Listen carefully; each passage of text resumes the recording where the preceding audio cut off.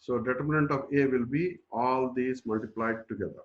So, but concentrating all the information into the pivots makes it impossible to figure out how to change in one entry would affect the determinants. So just, putting everything on this might not help us in, if we change a single value also, how the determinant gets affected, it will not be very clear by concentrating all the information in the pivots.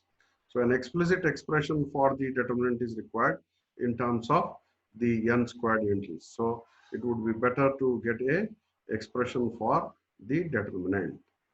So to get the expression for the determinant for n equal to 2, you know that if you have, AB and DC as the, what you call, uh, in this case here, ABDC, ABCD, then in that case it will be AD minus BC.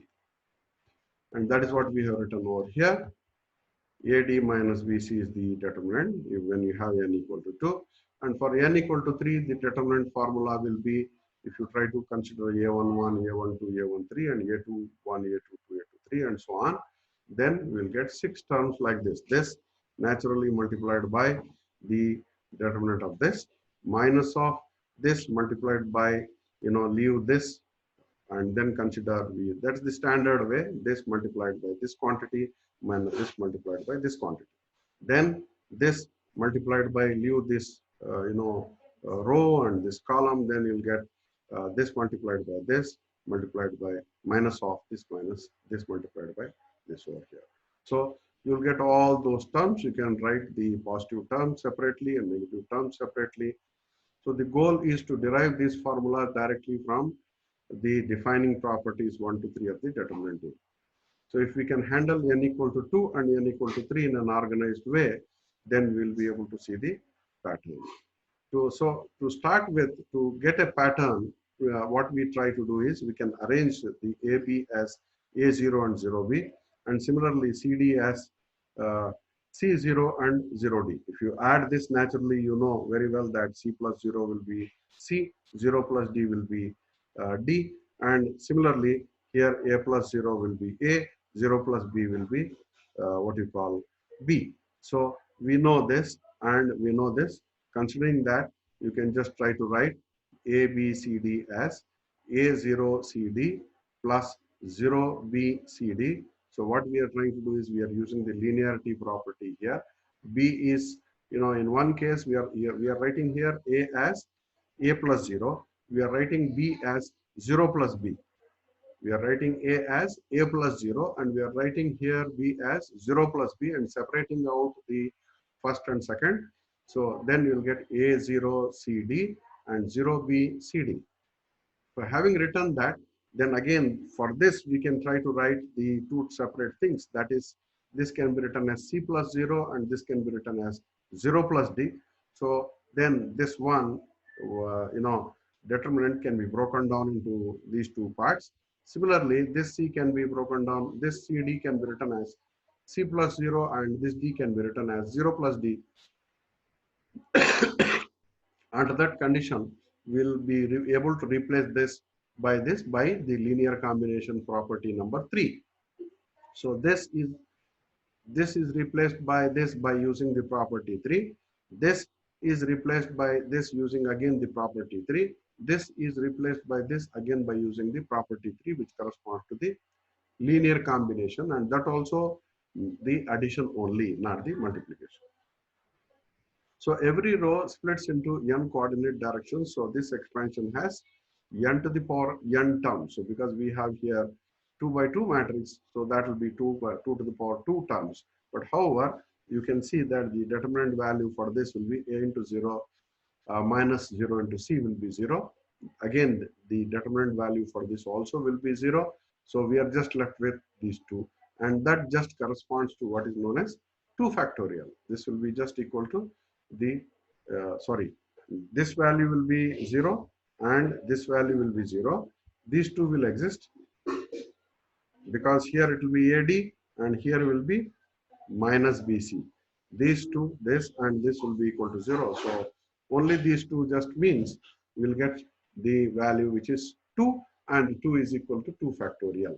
Similarly, if you take, a 3 by 3 matrix, you will get 3 factorial, that is 6 terms. You can see that we have here, we have here 6 terms, right? This 6 terms is because it corresponds to straight away the 3 factorial. 3 factorial is 3 into 2 into 1, and that is the value 6. So thus we'll be able to represent a 3 by 3 matrix as a, 3 factorial terms in terms of 3 factorial terms. So every row splits into n coordinate directions. So this expansion has n to the power n terms, but most of the terms, that is all but the n factorial terms, will automatically be 0. That is what he's telling. That means this is 0 and this is 0. Similarly, in the case of a 3 by 3 matrix also, all but the 6, if you have a 3 by 3 matrix, then you should be able to, break it up into something like totally, 9 different matrices like that, and out of that, most of the terms might become 0, and only the 6 terms will remain. So when 2 rows are in the same coordinate direction, one will be the multiple of the other. This is the reason why it is equal to 0 is when 2 rows are in the same coordinate direction, one will be the multiple of the other. What it means is, this and this, they are parallel to each other. A0 and C0 are parallel to each other. Similarly, 0B and 0D are parallel to each other. So when they are parallel to each other, they are in the same direction, and hence the what you call determinant of that will be equal to 0. So that is what we have here. So we pay attention only when the row points in different directions. So here you can see that the rows are in different directions. This is A0 and this is 0D. Again, the rows here are in different directions. So only that we consider.